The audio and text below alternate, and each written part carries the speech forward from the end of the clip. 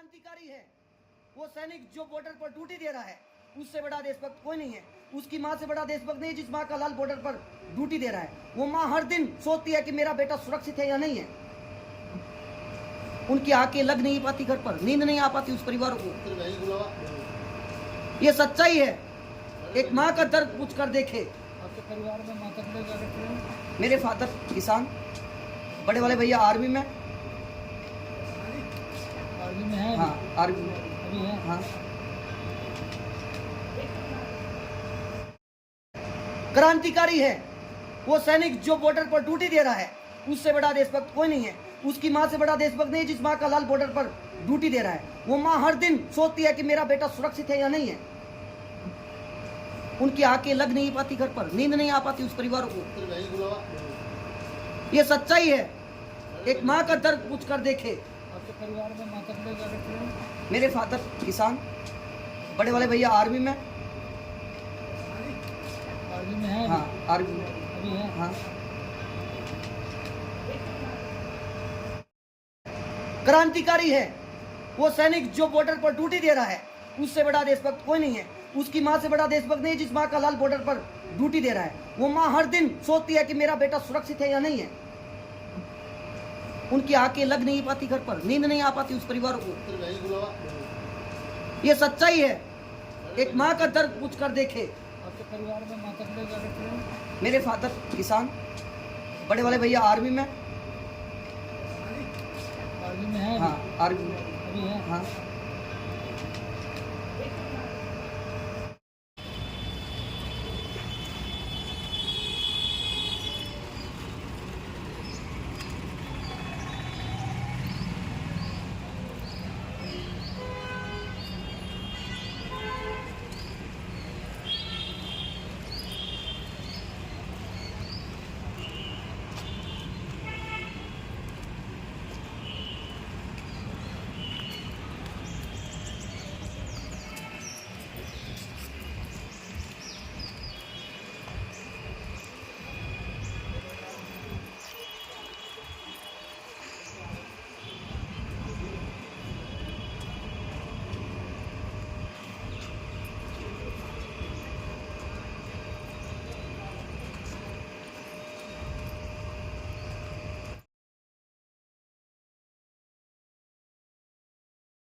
देश के प्रत्येक नागरिक से कि आज कहीं ना कहीं पूरा देश आज़ाद है। 142 करोड़ देशवासी आज़ाद है।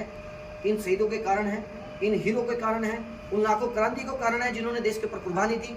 और कहीं ना कहीं आज शहीदों को सच्ची श्रद्धांजलि उस दिन मिलेगी जिस दिन शहीदों को शहीद का दर्जा मिलेगा। और बड़े ताज्जुब की बात है, कहीं ना कहीं शहीदों पर राजनीति होती है, शहीदों पर बड़ी बड़ी घोषणा होती है, लेकिन जिस माँ का लाल बॉर्डर पर शहीद होता है उस शहीद का दुख उस माँ को पता चलता है। और जिस बहन का मांग का सिंदूर उजड़ जाता है वो दुख उस बहन को पता चलता है। शहीद का क्या मतलब होता है, शहीद के क्या मायने होते हैं। और शहीद का असली दुख उन छोटे छोटे बच्चों को पता चलता है जिन बच्चों का बाप का सर उठ जाता है। और शहीद के नारे लगते हैं अमर रहे के, जब तक शहीद की 13वीं नहीं हो जाती भारत माता की जाने जय के नारे उनको सांत्वना दी जाती है कि हम तुम्हारे बेटे हैं, हम तुम्हारे बच्चे हैं।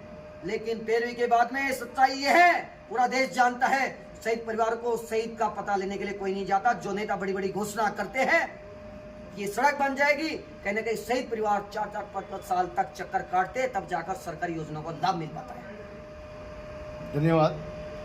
मैं विजय जी जानना चाह रहा था कि आपने कुछ रिकॉर्ड्स भी बनाए हैं, जैसे अभी आप 2 मिनट पहले बता रहे थे आपने अपने शरीर पर कुछ तिरंगे लगाए थे, वो किस मौके पर क्या था?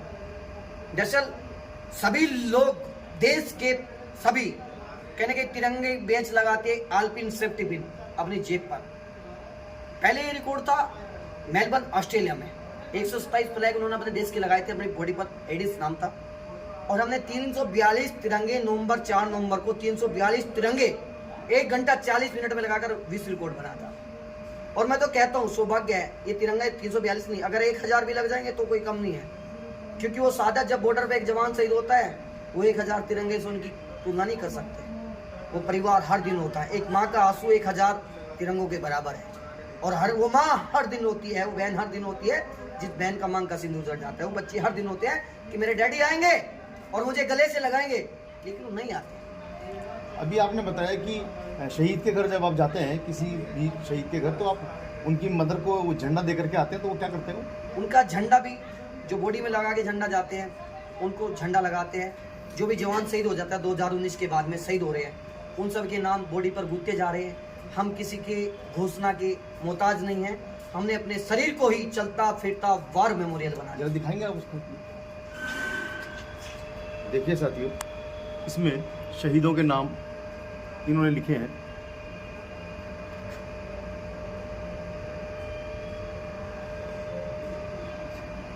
वास्तव में आप काबिल तारीफ हैं और पूरी दुनिया के लोगों को आपसे सबक लेना चाहिए शहीदों की शहादत के लिए। जो आप कर रहे हैं उसके लिए हम आपको साधुवाद देते हैं। बहुत धन्यवाद आपका। जय हिंद, जय भारत, भारत माता की जय, इनकलाब जिंदाबाद। धन्यवाद। मैं मंगेश, शहीदों को नमन से। ये जो यात्रा थी आपकी, आपने शुरुआत कौन से की? शामली से अपने 2 गए थे। मार्च पहले शामली में डीएम साहब को डीएम ज्ञापन साहब, दिए। हाँ। आपका गांव कौन सा? मेरा गांव भारसी है, कानले के पास। हर्षी। हाँ। अच्छा। एक मिनट,